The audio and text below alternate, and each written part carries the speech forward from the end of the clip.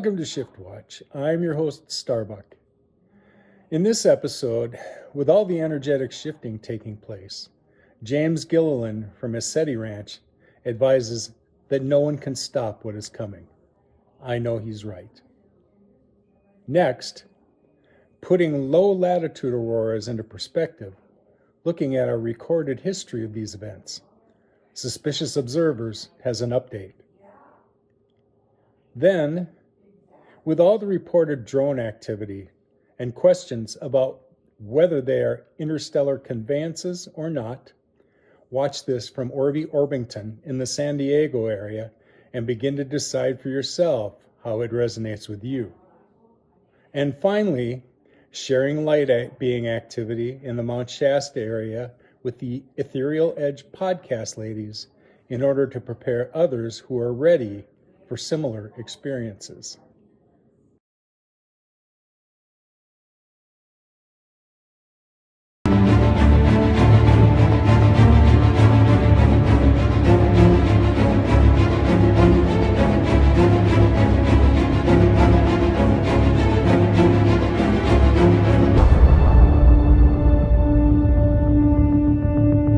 No one can stop this. I'm just the messenger. Most masters from all cultures and religions speak of universal law, universal peace, brother-sisterly love, individual freedom, and prosperity for all. All religions were designed originally to unify the people to live in peace and harmony with each other and nature. Sadly, most governments and religions have been compromised. They divide the people and perpetuate war, disease, enslavement, and poverty ruled by self-serving oligarchs. This is all coming to an end, and no one can stop what is coming. Many who have been blessed with abundance realize this and are shifting their energies and assets towards the planetary liberation, the awakening and healing process. If one is filled with lust for power and wealth at the expense of humanity and the earth, they will not be frequency specific. They will not fare well in the days to come. Most will lose everything, their kingdoms and their lives. They will not make the ongoing shift, the rise in frequencies, and that is exponentially increasing. If you want to know your future, just be brutally honest with yourself with impeccable integrity.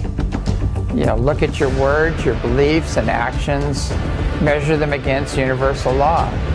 All actions outside of universal law will create a reaction. Some call it karma.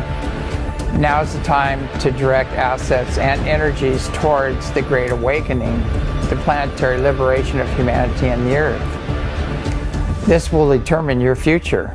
I want to share a little secret concerning contact. Contact with off-world visitors and higher dimensional beings has been going on for over 450,000 years on Earth. Your prophets, saints, and sages, those that rose to the occasion, had contact. It's the same today as it was yesterday. Reason this, disclosure has been going on for 70 plus years. It has evolved to, are UFOs real, to a fuzzy tic-tac. There are people being contacted. They know all about the intentions and cultures of off-world beings. Many know them by their names personally. Ufology is a controlled narrative, which is why all the masses, all they have to look at is a fuzzy tic-tac right now. Most who have been contacted and are working with malevolent off-worlders control the narrative. They censor, in some cases with deadly force, those working with the benevolent off-worlders. And that, my friends, is why the masses are left with a fuzzy tic-tac. They're unaware of the benevolent off-worlders returning, your ancient ancestors. And I'm going to let you in on another secret. The Earth has been colonized by star nations since it could sustain life. Many had to start over as primitives due to cataclysms from great wars to massive volcanoes, eruptions, tsunamis, and pole shifts. These megaliths are greeting cards from the past. These ancient ancestors are returning. They are contacting now as before those who have risen to the occasion, those who live a life in service, those who live according to universal law, and those who are kind and loving. These are the people being contacted. The malevolent ETs are contacting and working with those who are self-serving, those who lust for power and wealth at the expense of humanity and nature. There is a multidimensional spiritual war unfolding. Most are totally unaware of it. I've been shot at, I've had my brake lines cut, lug nuts loosened, I've had my character assassinated through false accusations. I've been backstabbed and censored, even by those in the spiritual and UFO community. Those that compete, play the one-upmanship game on the backs of others, and participate in the censorship and the controlled narrative. It's a multi-billion-dollar industry that thrives on keeping the suspense going without answering the basic questions. Are they real? Who are they? And why are they here? It's rotten to the top. We should all be unified, not divided. This is soon coming to a close, and humanity and the earth will be liberated. Real disclosure is coming from the skies, despite the efforts of the censors, the morally and integrity challenged. Those blocking contact with spiritually and technologically advanced off-worlders are financed by the tyrants, the war and disease profiteers, dark hearts, who have sold their souls to negative forces seen and unseen. It's time to ask the question, why would anyone block contact with advanced races that have transcended war, disease, and poverty? In the interests of national security, wouldn't it be wise to align with the benevolent ones? Those possessing the real power, the real wisdom, the highest levels of technologies. Good hard look at the morality and integrity challenge leadership presently on Earth answers that question. Why this knowledge has been kept from all of us. As will be revealed, the masks are all coming off. The deception and tyranny are coming to a close, and it's the destiny of humanity and the earth to join the greater family of man throughout the multiverse.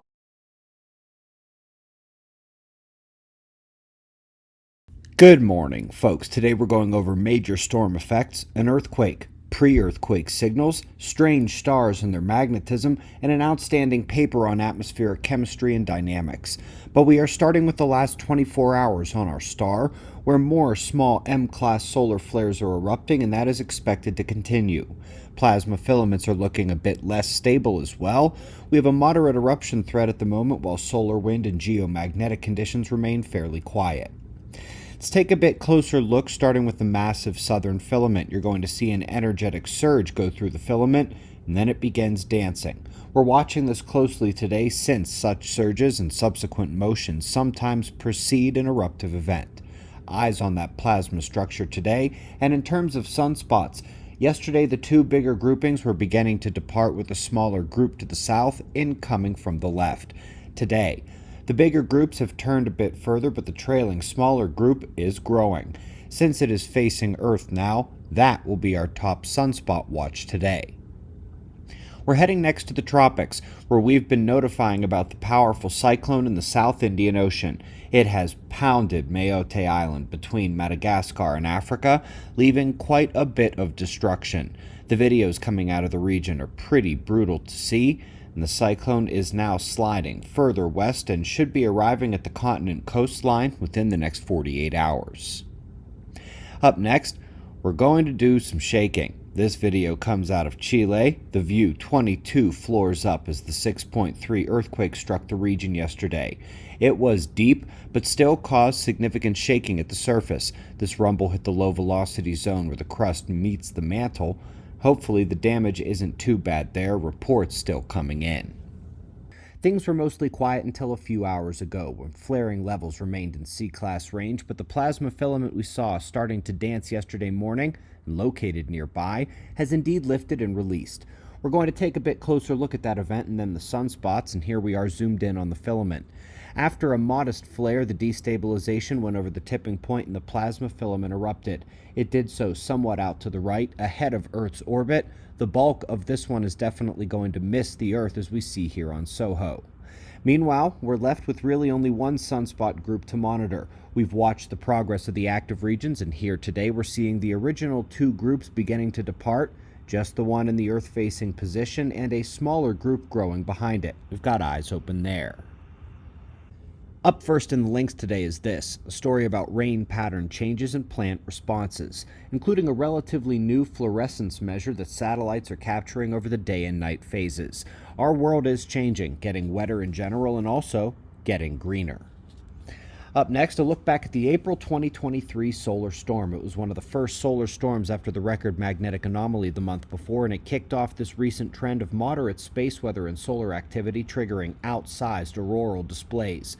It is doing so because the magnetic pole shift is leaving Earth more and more vulnerable. So, in that same vein, an excellent new study is ranking the top auroral events with geomagnetic storms in recorded history. This is what we've been looking to describe for the last 18 months. And in their chart, you see the biggest solar storms of the last 200 years. The May 2024 event is ranked 3rd on the list. That April 2023 event is down there at 15th. But what I need to impress upon you is what happened in April of 2023 shouldn't be in the top 100 events. And the solar storm from May 2024 shouldn't be in the top 20. The solar flares and CME shock waves were 5, 10, 20, up to 50 times stronger in different previous events, but when Earth's magnetic field was much stronger. Now, we're seeing mild to moderate events ranking up with the biggest of all time. It's the number one indirect indicator that Earth's magnetic field is failing and that we're heading into the pole shift. Since it appears about 75 million people saw articles or social media posts about the recent super flare story, and since virtually none of them were adequate communications of relevant science to the public, let's go over this here, starting with the super flare and what it is. These are hundreds to thousands of times stronger than most of the sun's normal solar flares, but they erupt by similar mechanisms, colliding magnetic fields above a sunspot. Modern-day solar storms can and have taken out satellites, transformers, power grids, networks, infrastructure, and more. But in a super flare, the blast is so dramatic that the electromagnetic impact to Earth is massive and global. A solar storm concern in general is the fact that these solar storms deliver an electromagnetic shock wave to our planet, and they induce electric currents and unusual magnetic effects. And it is well recognized that a big solar storm, certainly one that would come from a super flare, would destroy all the power grids, electrical devices, and even electrical wires. The United States government study a few years ago said that 90% of humans could die due to the lack of infrastructure, from water purification and distribution to food cultivation, communication and travel, heating and banks and gasoline and 911 and the internet, etc. If you remember the movie GoldenEye, it's not a bad visual of how severe the electromagnetic pulse can be. Everything electrical is destroyed, and it is well known that it wouldn't even take a super flare to cause this worldwide. So, a super flare would be a very unwelcome thing for our sun to throw our way. It would mean the complete loss of the modern world, needing to be rebuilt. It would take decades, but in the meantime, the starvation, thirst, suffering, and destabilization would be unimaginable. It is also noteworthy that severe solar-driven electrical disasters preceded technology, as many scientists, including Dr. Robert Schoch, have shown, where the overcharging and magnetospheric compression by the shockwave juices up the lowest L-shell magnetic fields. It's creating the same situation that we see on a magnetar, where the downward discharge occurs and blasts the surface, a lightning bolt the size of a continent. So now the important question, is this something to know about for our future or not? Well, this new study is suggesting that sun-like stars produce these events every century. Now that's a very scary thought, but it also can't be placed one-to-one right onto our sun. They didn't find all sun-like stars blasting super flares every century, but rather there's a range. Some of them blasted far more often and others far less often. While this doesn't overrule the sun-specific studies that do exist, it does reconfirm the fact that the sun has these flares. And so, let's go to the most widely cited solar superflare analysis to answer the question of, when is the next one coming? The lowest level superflares likely happen every 150 to 200 years. Those would take out global power like we showed at first. The biggest ones happen every 3,000 to 6,000 years in the X500 to X1000 range, and Those are what would cause that lightning of the gods from the sky. The lowest level still means the end of our modern world and a new age of Earth, and those happen every 150 to 200 years. We are 165 years from the last one, in 1859. So yes, this matters a great deal, and it's why they've spent hundreds of millions on sun-watching satellites and telescopes to hopefully give them advanced warning of these solar storms.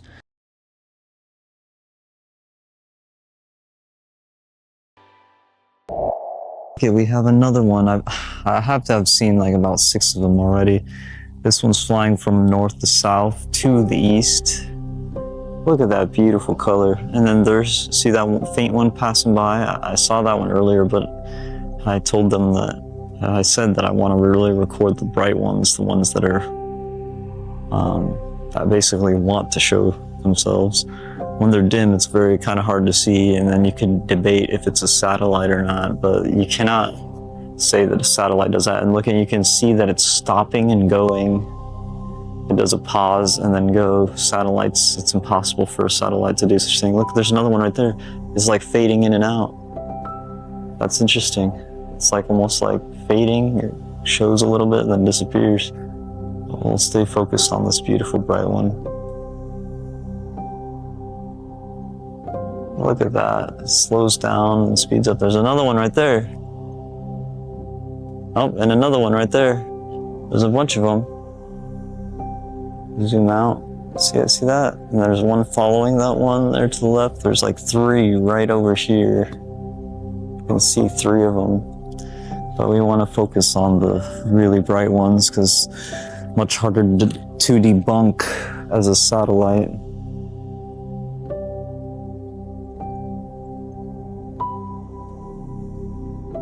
I hope you're having a good night. Would you like to flash or shine bright? It's up to you. Beautiful though. You can see it almost like waves of color flying through it. I don't know, it looks like almost like a look at something interesting right there.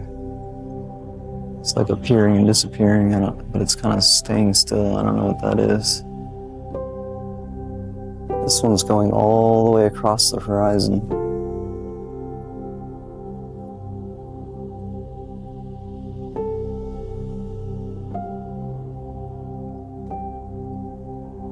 Amazing. It's almost 7 p.m. I don't know if the clock on my camera is right, but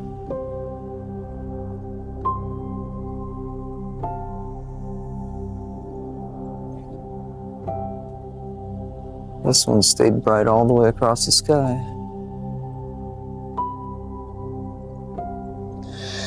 When I used to do prayers for people, they would really react and shine bright and stuff, but I don't know that they're actually angels. I'm skeptical of any religious interpretation of them, even though I know that was look at that pause for a long time before it started moving again.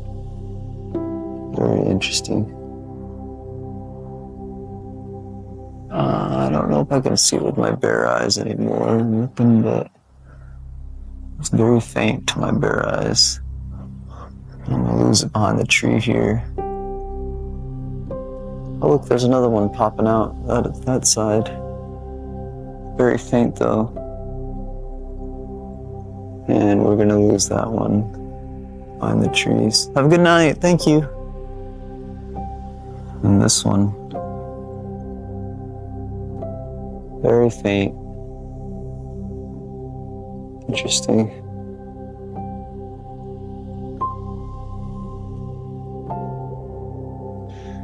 And it does seem to be going stop and go. So it's a more faint one of these orbs that has a stop and go movement, which can't be a satellite.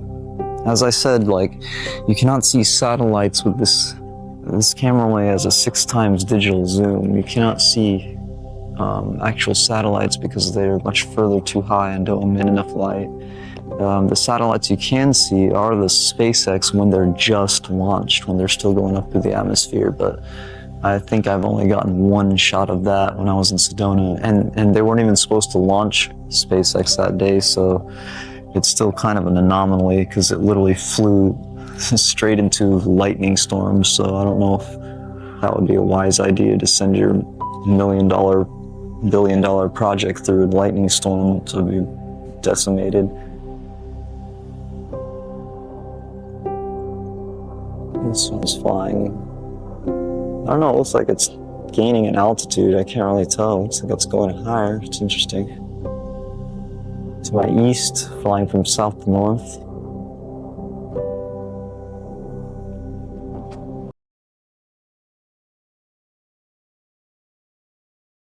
The people I interact with, they pick up on something that I'm kind of unaware of, but they know they got something when it happened. And so I've just gotten used to the idea that that was one of the things I've been carrying for a while that other people are picking up on to either help you open your DNA in the first place, or whatever upgrade we're getting that just allows us to hold greater light and interpret higher frequencies, because that's coming too. The light component we're receiving now, that the sun is modulating from the central sun, is a higher spectrum of light we've not been used to getting. And so these cellular changes that have been taking place, unbeknownst to all of us, are adapting our beings so that we can hold that greater light coming and higher frequencies. These are all the preliminary things for us to evolve into new Earth, because it's happening at such a rapid rate, kids. This is why it's coming at us the way it is right now. I think I'm seeing a UFO. You're seeing a ship that's spinning over me. That's right. Was there any sound associated with this? Just that sound I was telling you about, when I sensed the light beings, when I thought that they sounded like a big hummingbird. I'll get some validation from all of that when I leave, because there is a woman that I noticed as we came into the property.